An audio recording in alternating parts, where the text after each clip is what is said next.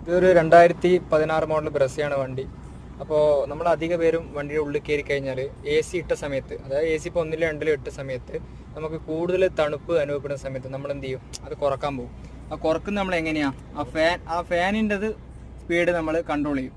അപ്പോൾ ഫാനിൻ്റെ speed control ചെയ്യുന്ന സമയത്ത് AC യുടെ ഫാന് മാത്രം, ആ കൂളിങ്ങിൻ്റെ ഫാന് മാത്രമേ കുറയുള്ളൂ. ആ തണുപ്പ് അതേപോലെ തന്നെ ഉണ്ടാവും. അപ്പം നമുക്ക് ഈ തണുപ്പ് കുറക്കുന്ന സമയത്ത് നമ്മൾ എന്താ ചെയ്യേണ്ടതെന്ന് വെച്ചാൽ, AC യുടെ ഫാനല്ല കുറക്കേണ്ടത്, ഇപ്പോഴത്തെ ടെമ്പറേച്ചർ എഴുതിയിട്ടുണ്ട്. ഈ ടെമ്പറേച്ചർ നമ്മൾ കൺട്രോൾ ചെയ്യേണ്ടത്.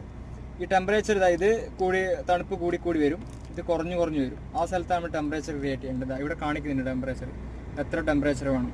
ഈ ആൾട്ടോ 800 പോലത്തെ വണ്ടികളൊക്കെ ഉണ്ടാവുകയെന്ന് വെച്ചാൽ ഒരു നോബാണ്, ഇങ്ങനെ തിരിക്കുന്ന നോബാണ് ഉണ്ടാവുക. അപ്പോൾ അതിലാണ് അത് കൺട്രോൾ ചെയ്യുന്നത്. അത് കുറക്കുക, അതായത് നീലവര ഏറ്റവും അടിയിലുണ്ടാകുമ്പോൾ നല്ല തണുപ്പ് അനുഭവപ്പെടും.